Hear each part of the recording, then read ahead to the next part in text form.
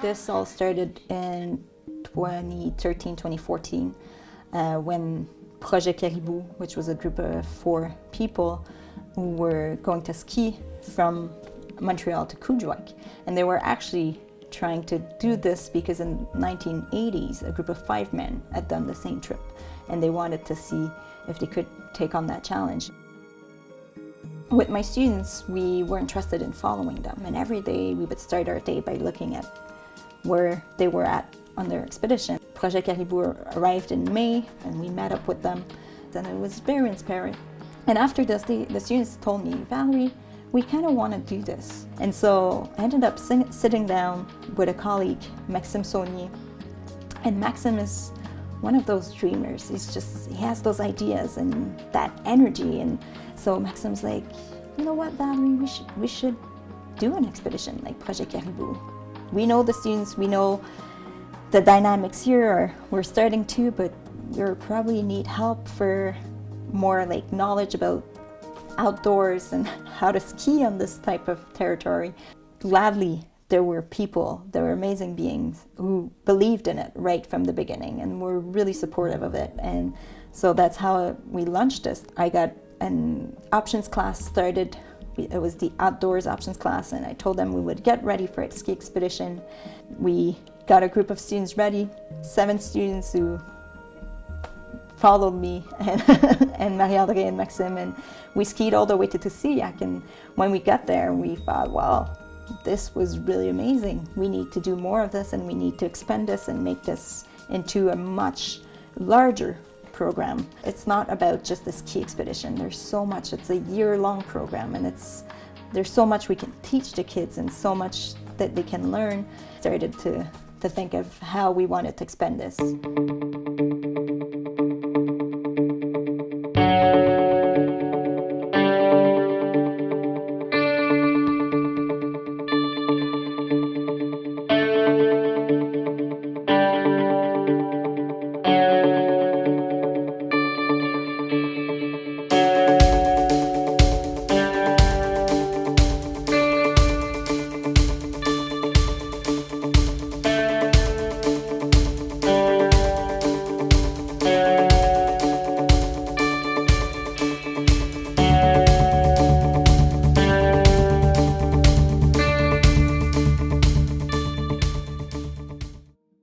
I was really inspired, actually.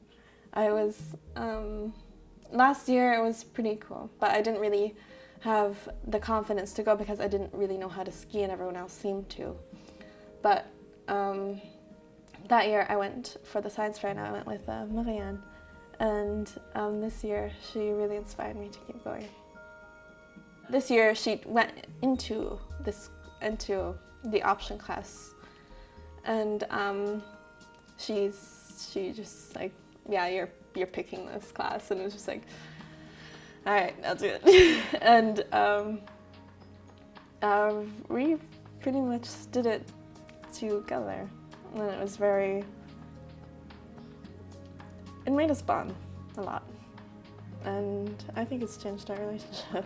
But it's brought it to a whole nother level. It's opened many doors. We started last year in May to order some equipment, and the project really started to be real in September when we started the option class in school. So we had a bunch of kids following us every week on the lane to hike, to see around, to be outside, outdoors activities. And as soon as the snow was coming, we started to use the skis, and they liked it. We were doing that every week and working hard with Valerie to have all the equipment, the gear, camping equipment, and all the clothes. And after that it was mostly February, March and beginning of April, we were receiving all the equipment, and we had to start thinking of, oh, okay, we need this and we need that, and okay guys, this is your gear, we have to train with it, we have to prepare with it. We had to make all the food too, was kind of huge job to do.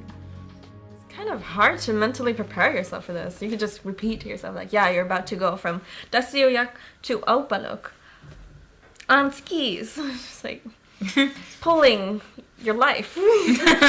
It's kind of hard to mentally prepare for that. We're in the Syriac. In the transit. In the transit, MV transit. It's pretty nice. But we're like best friends. Like, yeah, we're always excited to see each other. Yeah. Always excited to see each other. Like, Nathan, how are you? Like, we were really like, no, like we just walked past each other, and now we're like, oh, what's up? Like, all excited to see each other. Which is nice. We're really used to each other. It's my second year. Yeah, her second year, so I heard good things about it last year, and it was I awesome. tried it out, and it's nice. I didn't want to miss it.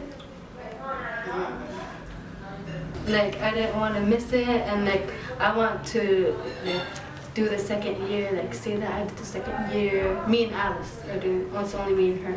We woke up really early. Were you tired? Yeah. Were you tired? Yeah. I woke up right before they woke us up, so You know what? I woke up smiling. well, I was tired. Really early. I tried taking a shower, but it was way too cold. The water was cold.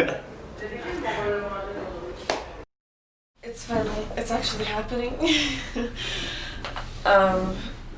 We're taking off today. It's finally getting me. It's gonna be interesting, and we're gonna be so tired tonight, and it's gonna be awesome.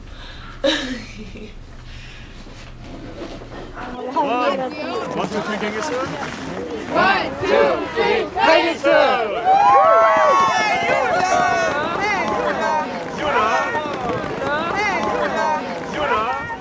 Zoe, how do you feel? Very excited. I can't wait to go. Starting to get a little cold, so we want to keep moving, but yeah, we're excited. You get really pumped after the prayer because, like, you know, this is happening. This is actually happening. Because the whole time you're just like, I was just like that. I don't know about everyone else, but I was just like, this is happening. Oh my god. But then we skied from the school. And the school followed us to the shore, and it was very cute because everyone was supporting us, and it was just, oh, you're melting my heart, you're here. Like, I feel very supported right now, and it was really nice.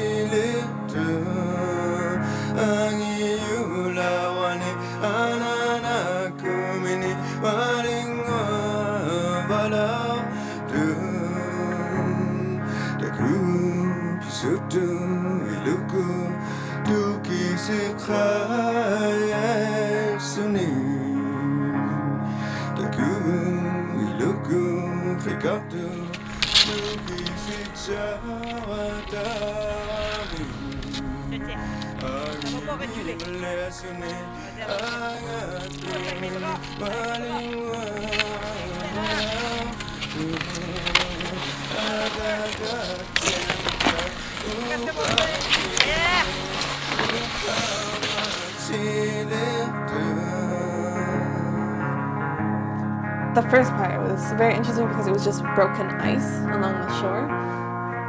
And we had to ski through it with our sleds. And with our sleds, you're part of your sled. So when you go through a bump and you go down, you go down and then you wait a second because your sled has to go down as well, and then you go down with it. And there's so many bumps like that, and it was just really hard not to fall, because once you fall, it's hard to get up because you're with your sled continuously.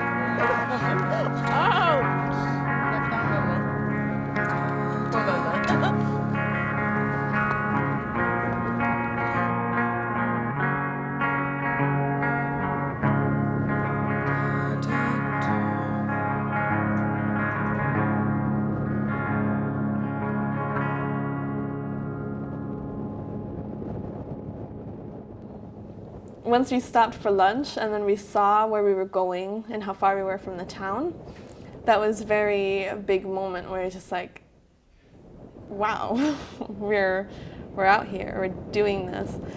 Like 8 months ago, I didn't exactly expect myself to be chosen to go on the trip. And then seeing that I was there, it was a really big moment. And it was just, wow, like, this is happening. Hey world, it's me. Hi. Random. Well, before I left Gansu, I felt great. And I was like ready to go, and then I went. The first day was easy at first, and then the next day it was alright. Just go for it. Cause if you do it, it'll be the best experience you ever had. You'll feel like you accomplished something. Yeah.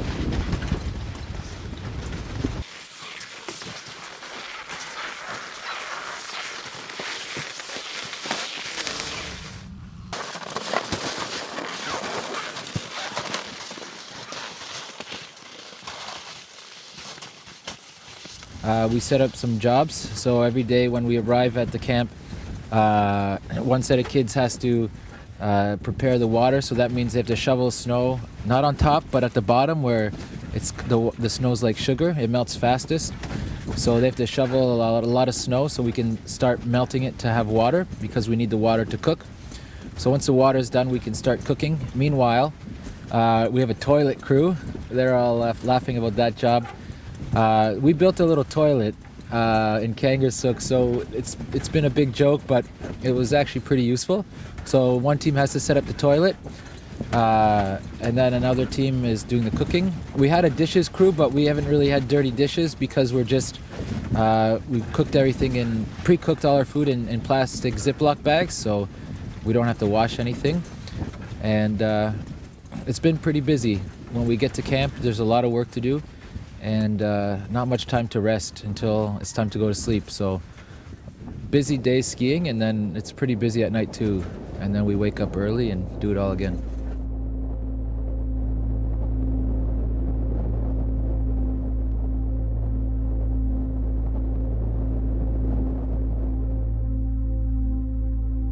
One very important part in this program is definitely to get the students on the line.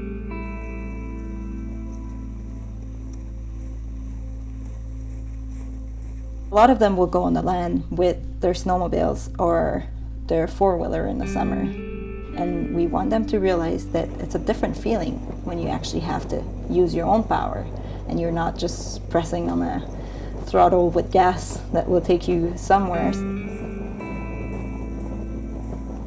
It's funny to think that we're all Inuit, but we live on different lands because we have trees back home and we have different, you know, sites. And here it's just really flat and all white, and it's funny to think that, you know, it's such a big territory in Nunavut.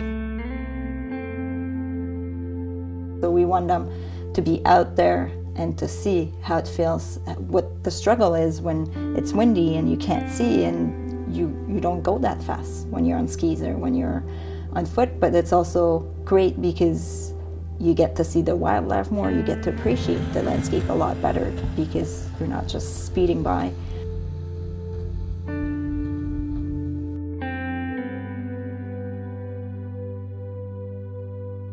It was weird though. We had no trees. There's nothing, nada. Like you could see a wolf from 3 years away from everywhere. And it was just surreal the whole time.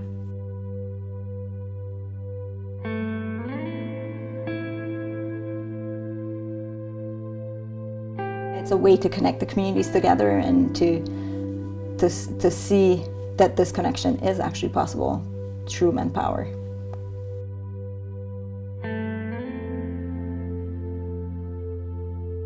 Getting outside of the community, even if you're just a few kilometers away, always feels good. And I think that's something that's been great to see and to witness.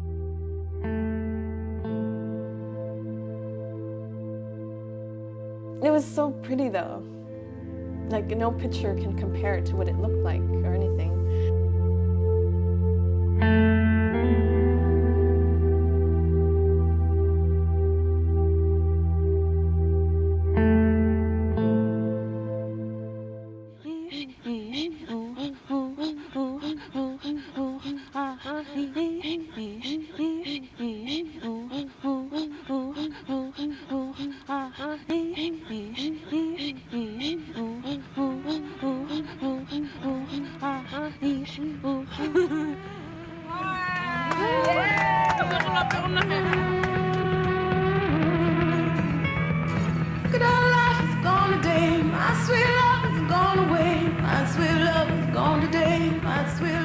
I saw the dog prints in the snow from Ivakak, the dog sled race, and I was like, this was the route that our ancestors took. The land was pretty cool, like how they survived on a land with no trees. Like, that's unbelievable to me. And it's like, now it's us doing it but on skis. Me, I want to make a career out of it. I want to be an adventure tourist guide, so I want to do this type of thing. That's why I kind of did Jeunes Karibus, just to get a taste of it and see. And now I'm really sure I want to do it because I just fell in love with it. I fell in love. Oh, Don't look that bad. but I'm kind of like lazy to do it. They're already there. Oh, it's gonna be fine. It's not that steep. Yeah, gonna go climb that mountain.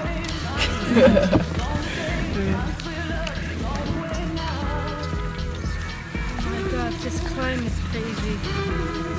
Like you don't even want to do it.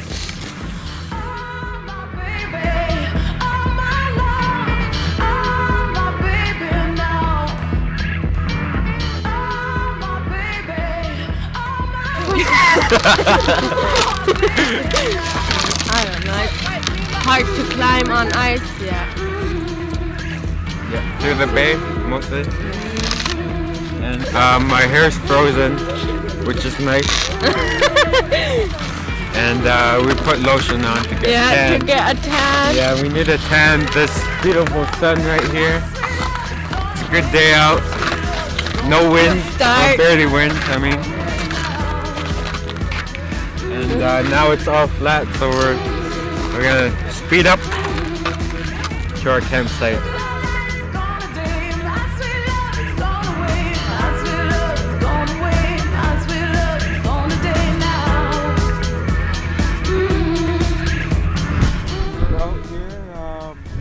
We're 5 to 8 kilometers out. There's a blizzard coming and we're heading back. It's too windy out, so we don't want to get lost, and it's supposed to go from 40 to 60 kilometers winds. As you can see, we're getting in the hummoudicks already, so we'll get going.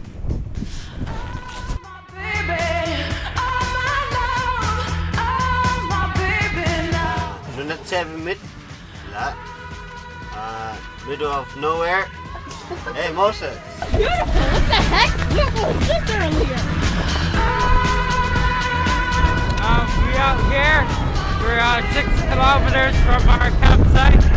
We're about to do 10K tonight, and so we'll do less tomorrow. And the weather's good right now. Nice sunny sunset, and we're good.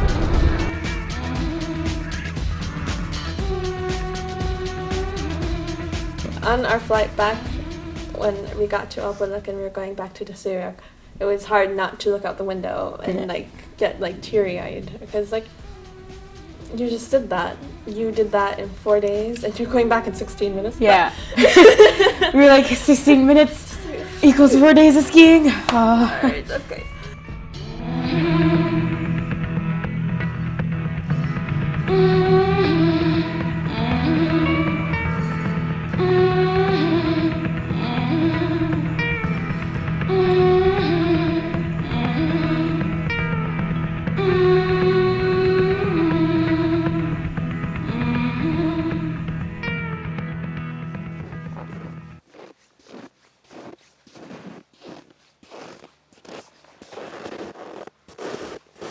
We had a tremendous team of guides this year.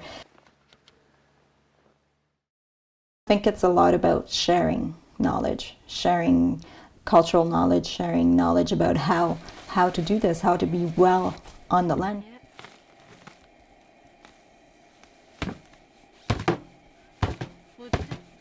Ask them, can you show this other person how to do this, because they don't know how, and I think it's peer learning is happening, and I think that's a great thing about this whole experience.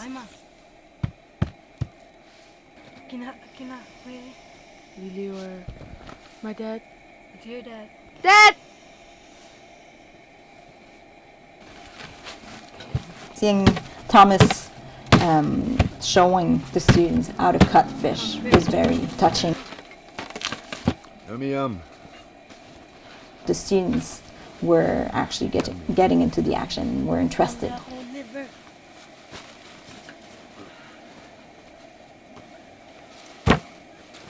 Good stuff. They were very friendly. They were very kind, and they helped us with anything we had a problem with.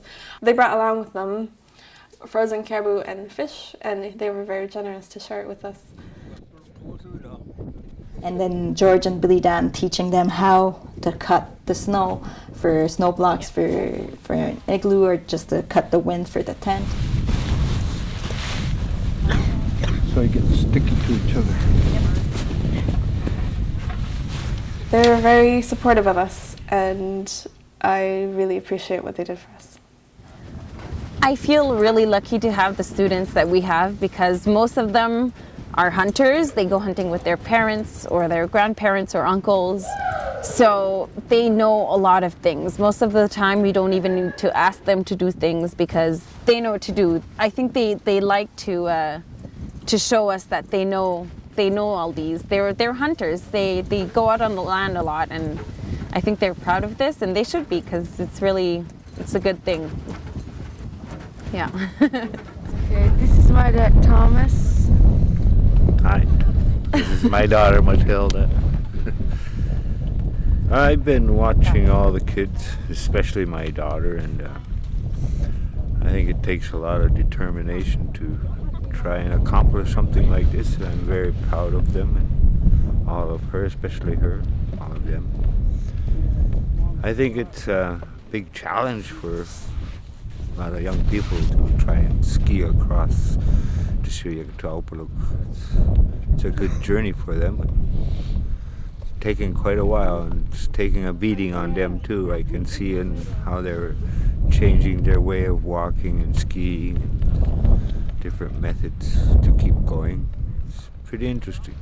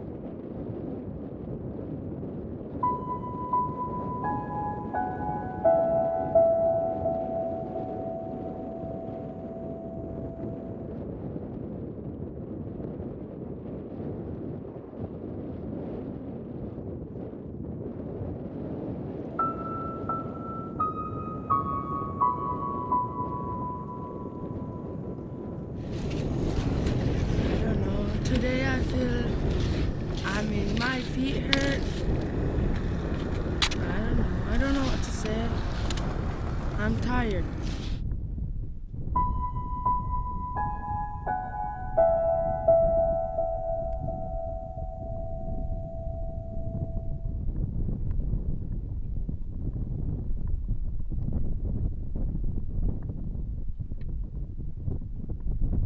I think it's definitely a very big personal challenge, and every day they need to talk to themselves, like to fight with themselves to keep going, because that perseverance comes from within.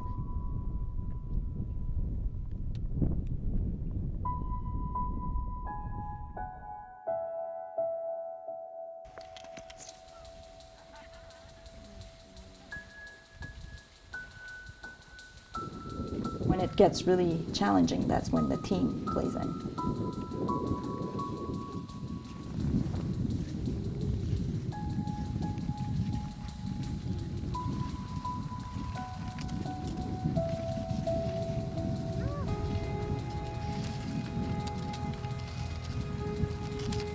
When you're not able to find that energy inside of you, and you look at your teammates and other team members around, that's when you will really find the energy to go and to keep going. That's where really the team plays in, and that's when it becomes so powerful, because even if sometimes it gets hard, but when you have that little push from a teammate, that's what makes it possible, really.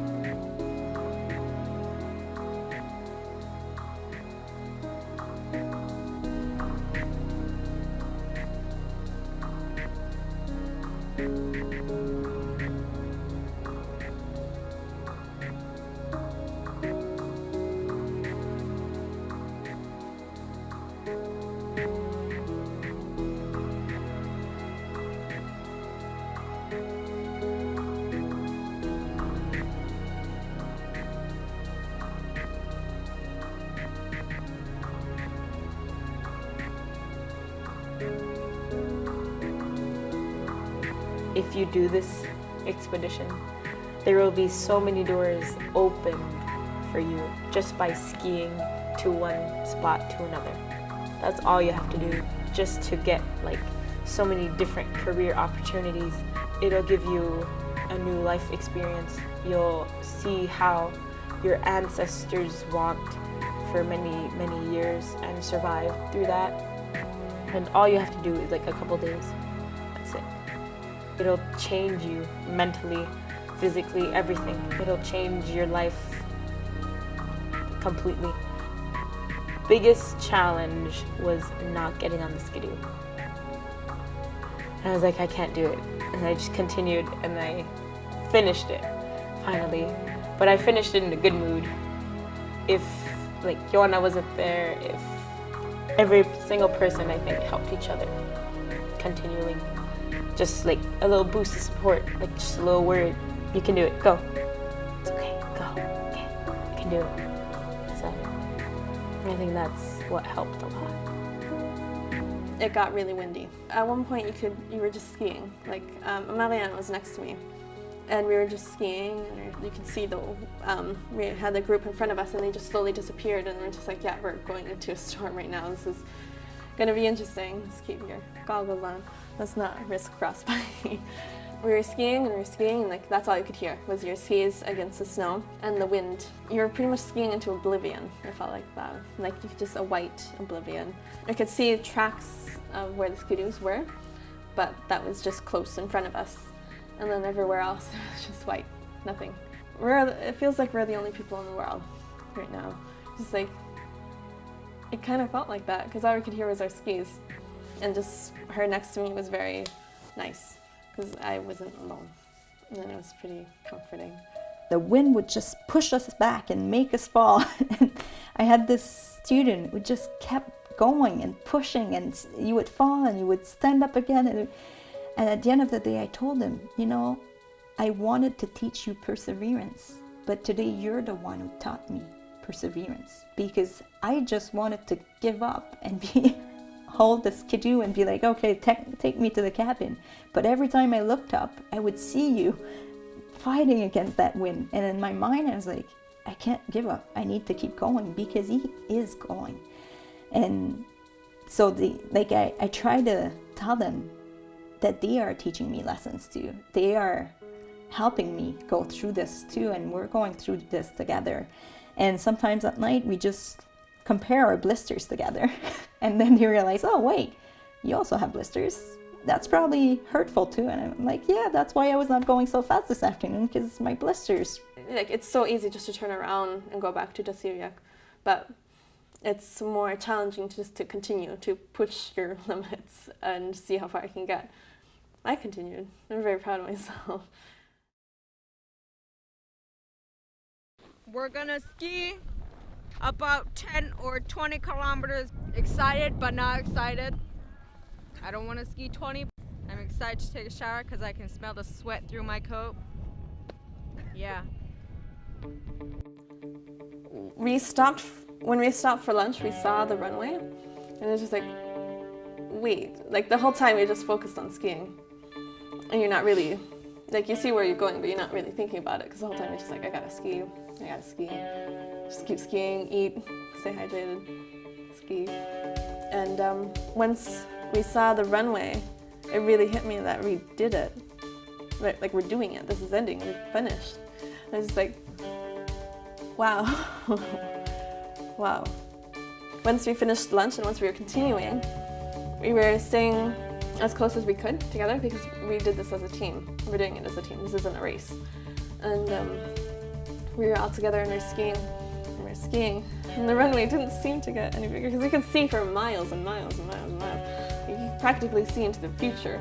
We worked so hard for this. We did so much for this. We trained for 8 months for this. And it's happening and it's here. And it feels like it's taking forever to get to because we can see it.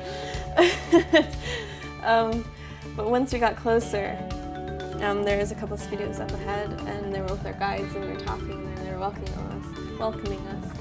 There was a couple people on skidoos and sleds where they had like kids in the sled and they were all cheering for us and we were just like, yes, we're finally here. This is happening. And we were being welcomed so warmly. And it was crazy. Big hand of applause to these courageous skiers. Let's give it up for them.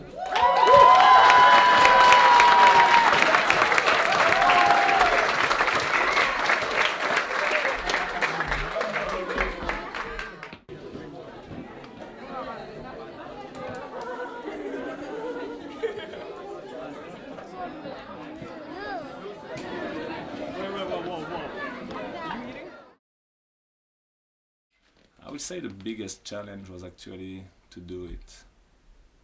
A project like this, where they had to do so much for 5 days and being involved and complete it, they were not all in a really good shape too. So I would say to complete it. I know they're proud of themselves right now to have done that, and I'm proud of themselves too. My biggest challenge for this whole expedition and this whole year was giving myself no limits to reach, to achieve, and try to work towards. That was always hard because I felt like I couldn't, because in the beginning of the year I could barely ski. My hardest goal to reach was probably giving myself new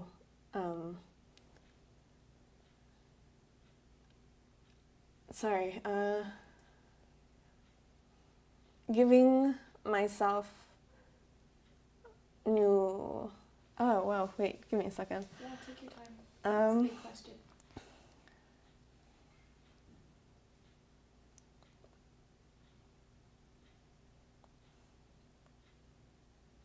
Giving myself new goals to reach that I felt like I couldn't. Like this, you have to challenge yourself. You have to try. And you will surprise yourself. I surprised myself. I didn't think I could do it.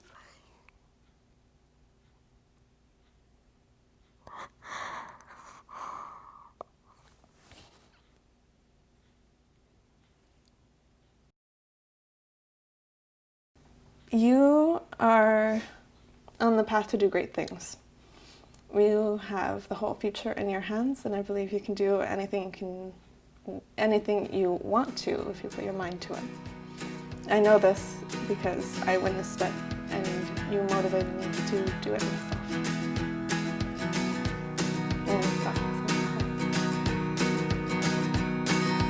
I feel so much safer and much stronger every day. I don't feel so much anger as I grow older. The seeds you fed in me bloom into flowers, representing your beauty, imprints of stable angels.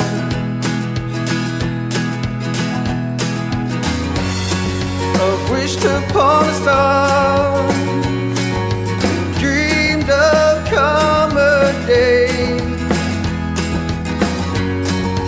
color the northern lights, made for a woman cozy night. This is my time, I'll hold it till the end. This is my time, I'll leave the past behind. This is my time, I'm stronger than the pain.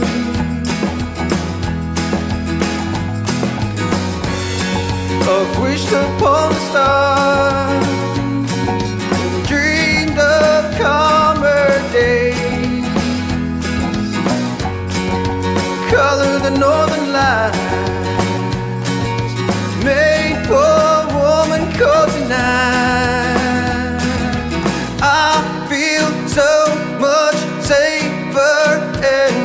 stronger.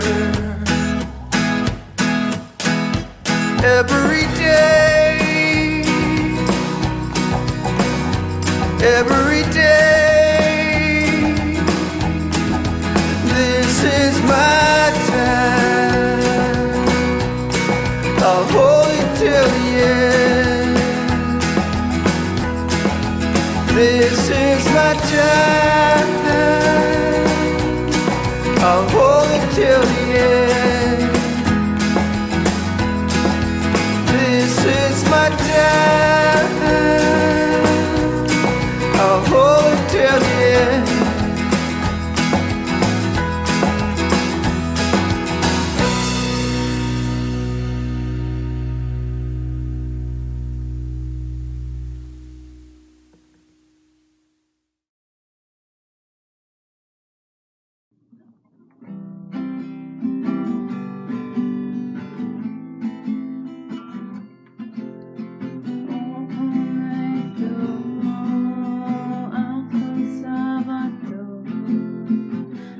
Aku